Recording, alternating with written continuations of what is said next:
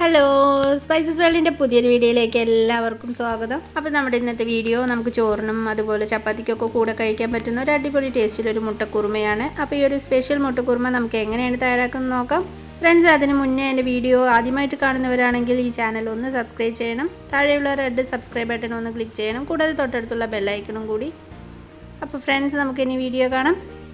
അപ്പോൾ ഇതിന് ആദ്യം തന്നെ നമുക്കൊരു ജാറൊന്ന് എടുത്ത് വയ്ക്കാം. അതിലേക്ക് 2 സവാള ഞാനിപ്പോൾ ഇതുപോലെ കുറച്ചൊന്ന് വലുതായിട്ട് കട്ട് ചെയ്തിട്ട് കൊടുക്കുന്നുണ്ട്. ഇതിൻ്റെ കൂടെ 2 തക്കാളി കൂടി ഇട്ട് കൊടുക്കാം. ഇതിലേക്ക് നമുക്ക് 2 ടേബിൾ സ്പൂൺ നല്ല കട്ട തൈര് കൂടി ഒന്ന് ചേർത്ത് കൊടുക്കാം.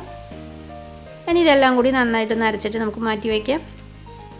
ഇനി അടുത്തായിട്ട് നമുക്കൊരു കുക്കറൊന്ന് ചൂടാക്കിയെടുക്കാം. അതിലേക്ക് 2 ടേബിൾ സ്പൂൺ ഓയിലൊന്ന് ഒഴിച്ച് കൊടുക്കാം. ഓയിലൊന്ന് ചൂടായിട്ട് വരുമ്പോൾ നമുക്കതിലേക്ക് ഒരു വഴനയില ഒന്ന് ഇട്ട് കൊടുക്കാം. അതിൻ്റെ കൂടെ നമുക്കൊരു കഷ്ണം പട്ട, പിന്നെ അതിലേക്ക് 2 ഏലക്ക, ഇനി ഒരു 1/4 ടീസ്പൂൺ നല്ല ജീരകം, അപ്പോൾ അതുകൂടി ചേർത്ത് കൊടുക്കാം. ഇനി ഇത് നന്നായിട്ടൊന്ന് നമുക്ക് മൂത്ത് വരണം. ഇനി ഇതിലേക്ക് ഇതുപോലെ ഒന്ന് ചെറുതായിട്ട് കട്ട് ചെയ്ത് വെച്ചിരിക്കുന്ന ഒരു സവാളയാണ്, അപ്പോൾ ഇതുകൂടി ഇട്ട് കൊടുക്കാം. ഇതൊന്ന് പെട്ടെന്ന് വഴണ്ട് കിട്ടാൻ നമുക്കിതിലേക്ക് ഒരു 1/2 ടീസ്പൂണോളം ഉപ്പ് കൂടി ഒന്ന് ചേർത്ത് കൊടുക്കാം. അതിന് ശേഷം നന്നായിട്ട് ഇതൊന്ന് മൊരിയിച്ചെടുക്കണം. ഇപ്പോൾ സവാള ഇതുപോലെ ഒന്ന് വഴണ്ട് കിട്ടിയിട്ടുണ്ട്. ഇനി നമുക്കിതിലേക്ക് 1 ടേബിൾ സ്പൂൺ ഇഞ്ചി വെളുത്തുള്ളി പേസ്റ്റ് ഒന്ന് ചേർത്ത് കൊടുക്കാം. ഇനി ഇഞ്ചി വെളുത്തുള്ളി പേസ്റ്റിൻ്റെയൊക്കെ പച്ചമണം പോകുന്നവരെ നന്നായിട്ടൊന്ന് വഴറ്റണം. അപ്പോൾ ആ ടൈമിൽ നമുക്ക് സവാളയും നന്നായിട്ടൊന്ന് മുരിഞ്ഞ് കിട്ടും. അപ്പോൾ അത് ഇതേപോലെ ആയിട്ടുണ്ട്. ഇനി നമുക്കിതിലേക്ക് ഒരു 1/4 ടീസ്പൂൺ മഞ്ഞൾപ്പൊടി, ഇതിൻ്റെ കൂടെ നമുക്ക് 1.5 ടീസ്പൂൺ എരിവുള്ള മുളക് പൊടി, അതിൻ്റെ കൂടെ 1 ടീസ്പൂൺ കാശ്മീരി മുളക് പൊടി കൂടി ചേർക്കുന്നുണ്ട് നല്ലൊരു കളറിനായിട്ട്. അപ്പോൾ ഇതുകൂടി ചേർത്ത് കൊടുക്കാം.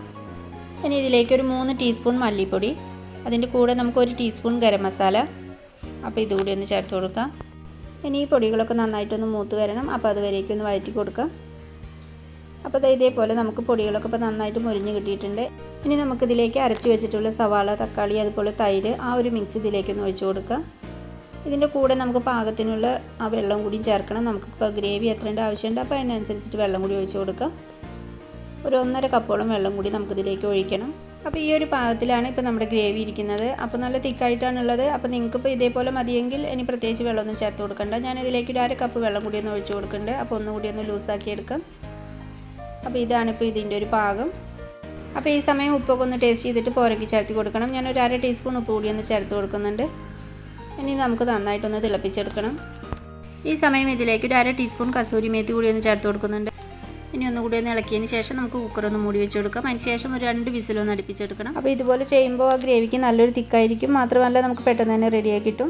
അടുത്തായിട്ട് നമുക്കിതിലേക്ക് മുട്ടയൊന്ന് റെഡിയാക്കി എടുക്കണം. ഞാനിപ്പോൾ പുഴുങ്ങിയിട്ടുള്ള 6 മുട്ടയാണ് എടുത്തിട്ടുള്ളത്. ഇനി നമുക്കിതിൻ്റെ 2 അറ്റും ഇതേപോലെ ഒന്ന് കട്ട് ചെയ്ത് കൊടുക്കാം. അപ്പോൾ ഇതേപോലെ നമുക്ക് ബാക്കിയിരിക്കുന്ന എല്ലാം ചെയ്ത് വെക്കണം. ഇനി നമുക്കിതിലേക്ക് ഒരു പാൻ ഒന്ന് ചൂടാക്കി എടുക്കാം. പാൻ നന്നായിട്ടൊന്ന് ചൂടായി കഴിയുമ്പോൾ നമുക്ക് അതിലേക്ക് 1 ടേബിൾ സ്പൂൺ ഓയിലൊന്ന് ഒഴിച്ച് കൊടുക്കാം. ഈ സമയം നമുക്ക് ഫ്ലെയിം നന്നായിട്ടൊന്ന് കുറച്ച് വയ്ക്കാം. അതല്ലെങ്കിൽ അപ്പോൾ നമുക്ക് സ്റ്റവ് ഓഫ് ചെയ്ത് കൊടുത്താലും കുഴപ്പമില്ല. ഇതിലേക്ക് നമുക്ക് 1/2 ടീസ്പൂൺ മുളക് പൊടി, 1 ടീസ്പൂൺ മല്ലിപ്പൊടി, 1/4 ടീസ്പൂൺ മഞ്ഞൾപ്പൊടി, ഒരു 1/2 ടീസ്പൂൺ ഗരം മസാല, അപ്പോൾ ഇതെല്ലാം കൂടി ഒന്ന് ഇട്ട് കൊടുത്തിട്ട് നന്നായിട്ടൊന്ന് മൊരിയിച്ചെടുക്കാം. ഇനി ഇതിലേക്ക് എടുത്തു വെച്ചിരിക്കുന്ന മുട്ട ചേർത്ത് കൊടുക്കണം. അതിനുശേഷം ഈ പൊടികളും മുട്ടയായിട്ട് നന്നായിട്ടൊന്ന് യോജിച്ച് വരണം. അപ്പോൾ അതുവരേക്ക് നമുക്കിതൊന്ന് ഇതുപോലെ വഴറ്റിയെടുക്കാം. നമുക്ക് ഒരുപാട് നേരം മുട്ടയിട്ട് ഇതുപോലെ ചെയ്യാൻ പാടില്ല. അപ്പോൾ മുട്ട ഒരു ഹാർഡായിട്ട് പോകും. ഇനി ഈ മുട്ടയിലേക്ക് നമ്മൾ കുക്കറിൽ റെഡിയാക്കി വെച്ചിരിക്കുന്ന ഗ്രേവി ഒഴിച്ച് കൊടുക്കാം. ഇനി ഈ മുട്ടയിൽ മസാലയൊക്കെ നന്നായിട്ടൊന്ന് പിടിച്ച് വരണം. അപ്പോൾ അതിന് നമുക്കൊരു 5 മിനിറ്റ് കൂടി ഒന്ന് കുക്ക് ചെയ്തെടുക്കണം. അപ്പോൾ ഇതൊന്ന് മൂടി വെച്ച് കൊടുക്കാം.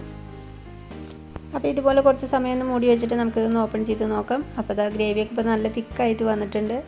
അപ്പോൾ അങ്ങനെ നമ്മുടെ അടിപൊളി സ്പെഷ്യൽ മുട്ടക്കുറുമ റെഡി ആയിട്ടുണ്ട്. അപ്പോൾ ഇനി ഇതിൻ്റെ മുകളിലായിട്ട് നമുക്ക് കുറച്ചൊന്ന് മല്ലിയില കൂടി ഇട്ട് കൊടുക്കാം. അപ്പോൾ എളുപ്പത്തിൽ തയ്യാറാക്കാൻ പറ്റുന്ന നമുക്ക് ഒരു സ്പെഷ്യൽ ആയിട്ടുള്ള മുട്ടക്കുറുമയാണ്. അപ്പോൾ എല്ലാവർക്കും ഈ ഒരു വീഡിയോ ഇഷ്ടപ്പെട്ടു എന്ന് വിചാരിക്കുന്നു. വീഡിയോ ഇഷ്ടമായാൽ ലൈക്ക് ചെയ്യാനും ഷെയർ ചെയ്യാനും മറക്കരുത്. അതുപോലെ കമൻറ്റ് ചെയ്യാനും. അതുപോലെ ഈ ചാനൽ വീഡിയോകൾ ആദ്യമായിട്ട് കാണുന്നവരാണെങ്കിൽ മറക്കാതെ ഒന്ന് സബ്സ്ക്രൈബ് ചെയ്യണം. കൂടെ തൊട്ടടുത്തുള്ള ബെല്ലൈക്കണും കൂടി. അപ്പോൾ ഓക്കെ ഫ്രണ്ട്സ്, നെക്സ്റ്റ് വീഡിയോ ആയിട്ട് കാണുന്നവരേക്കും എല്ലാവർക്കും നന്ദി.